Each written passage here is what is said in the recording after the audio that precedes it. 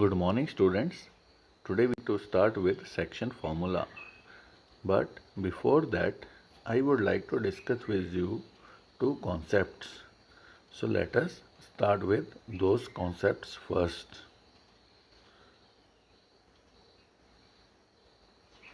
Children, let us decide or take two right angled triangles on the Cartesian plane. Now, if I know the two vertices, those are the endpoints of the hypotenuse. Today we will learn how to find the third vertices or vertex directly. Say there is a right angle triangle whose vertices are 2, -3 and 8, 6. Now how to decide the third one where the right angle is? Now children, in this case you can take the x-axis of the upper point directly and the y-coordinate of the side y point directly. You can verify this also. So the coordinates becomes 8, -3. Remember, I took the x coordinate of the upper point and the y coordinate of the side point. Now here, if I subtract the x coordinate of the endpoints of the hypotenuse, I can find the base directly. Like 8 minus 2, it is 6. Similarly, if I subtract the y part, that is 6 minus of -3, I will get the vertical distance, that is 9. So let us generalize this concept. So if the coordinates are x1, y1, x2, y2, then this coordinate of 90 degree will become x1, y2. Similarly, the base will become x1 minus x2 and the perpendicular will become y1 minus y2. Similarly, let us consider another example. Say this coordinate is -5, 6.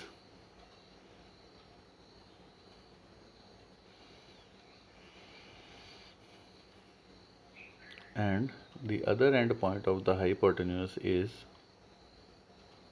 -9, 3. So if I use the concept, the coordinates will become -5 here and 3 from the sidewise point. So this coordinate becomes -5, 3. The base will become -5 minus of -9, that is 4. Its absolute value is 4. Similarly, 6 minus 3 is 3. If your answer is coming -4, here you will write only 4. That is the absolute value because distance cannot be negative. Now let us take another example for understanding a different concept. Children, if two triangles are equiangular, by equiangular I mean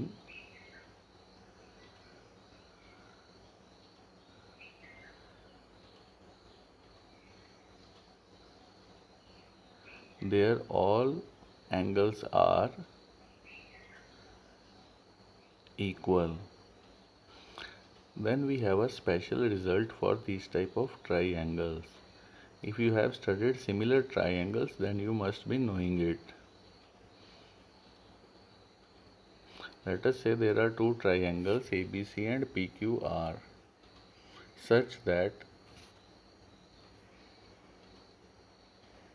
angle A is 80 degree and angle P is also 80 degree. Angle C is say 70 degree and here angle Q is 70 degree. So angle B will become 30 by angle sum property because sum of all three angles must be 180 degree. Now if we see these two triangles, they are equiangular. Now the result says their opposite sides ratio will always be same. It means the ratio of BC with QR that is BC over QR, the ratio of AC and PQ, because they are both opposite to 50 degree, and the ratio of AB and PQ because they are opposite to same angle, that is 70 degree. That will be same, means their answer will be same if you divide those corresponding sides. It means that BC over QR, their ratio will be same as AC over PQ and AB over PR. All three ratios must be same. Now let us say you are given few sides. Say this is 2 centimeter, this is 4 centimeter, and this is 6 centimeter. And here say you are given PQ as 3 centimeter. Then can this result help us in finding the other two sides of the triangle PQR? Now children, we are given that ratio AB over PQ. Yeah, AC over PQ because they are corresponding sides. So it is given as 2 over 3. AB we are given 4. So PR will become 6 because ratio should remain 2 over 3 only. If 2 2 ja 4, then 3 2 ja 6. Similarly, if QC is 6, it means 2 3 ja 6. So 3 3 ja 9. It means that if we cut those numbers, the answer should come 2 by 3 only. So this has helped us in finding the other two sides also. So remember the final result, that is, if two triangles are equiangular, their corresponding sides must be in the same ratio. Now let us come to the section formula. Let us say there are 2 points A and B such that the coordinates of A are x1, y1 and B is x2, y2. Let me join it. Let us say there is another point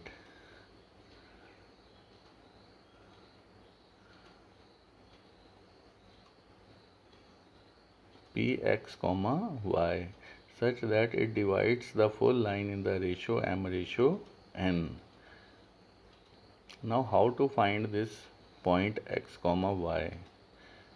We will derive this point. The derivation is not that much important, but still you must do it. You never know what CBSE can ask in the exam. So let me form two right angle triangles with the hypotenuse as AP and PB. Now children, we will use the result of the first concept which we have studied to find the coordinates of the right angle. Now we know that the x coordinate will be given by the upper point, that is x, and here y1. Similarly, here it will be x2 and here y. And we know that how the basis will come. So this will become x minus x1. That is the difference of the coordinates of x of hypotenuse. Here it will become x2 minus x. Similarly, the perpendicular part will become the difference of the y coordinate. So here it will become y minus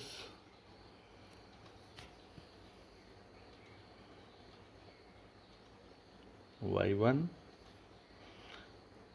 and this length will become y2 minus y. Now children, let us see whether these two triangles which we have found are equiangular or not. Now this angle is 90 degree. This angle is also 90 degree. Now if we see, these two sides are parallel. So these two angles, they will become corresponding angles. This you have studied in class 9th. So they have to be equal. If this is theta, this is also theta. So by angle sum property, if two angles are equal, then third angle will also be equal, because sum of three angles is always 180 degree. It means that both those two triangles are equiangular. It means that their sides must be in the same ratio. It means x minus x1 over x2 minus x is equal to y minus y1 over y2 minus y is equal to m over n. Now we will use these ratios to find the value of x and y. So let us consider only first and last part of this ratio.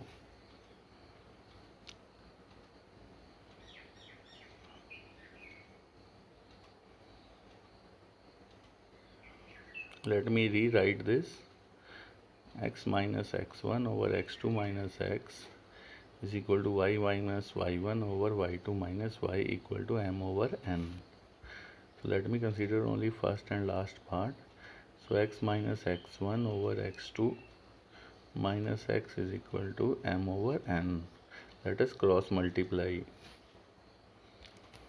So it becomes n into x minus x1 equal to m into x2 minus x. So it becomes n into x. Here it should be n into x1, m into x2 minus mx.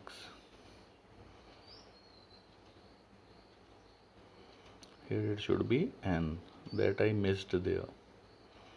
So I have collected all the terms with x on one side and others on the other side. So it becomes nx plus mx.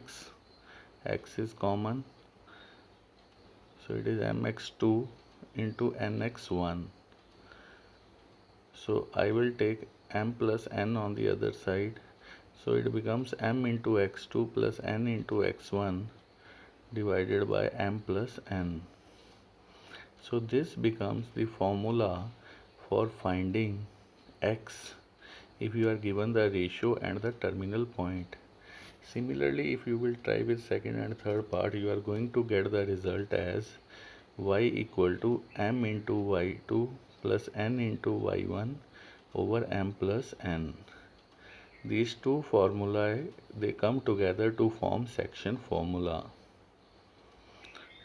You need to remember the result very carefully. Now let us practice that result on one question. Say there is a line whose terminal points are 4, minus 3 and 8, 5, and a point is dividing it in the ratio 3:1 internally. Now how to find the coordinates of this point? So the section formula says x is equal to m into y2 plus x2 plus n into x1 plus m plus n, y equal to m into y2 plus n into y1 over m plus n. Now children, see carefully how I am going to apply this formula. So x is equal to,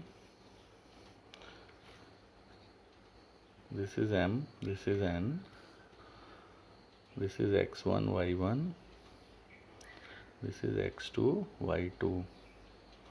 So x will be equal to 3, their x part, that is 8, 3 into 8 plus 1, and here x part, that is 4, over 3 plus 1, that is the addition of the ratios.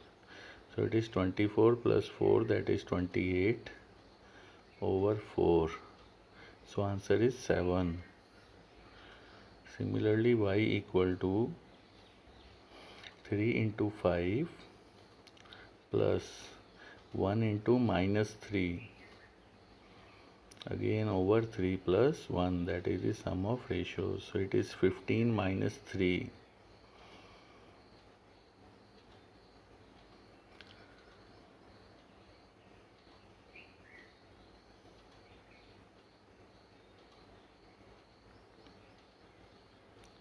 That is 12 over 4. So answer is 3.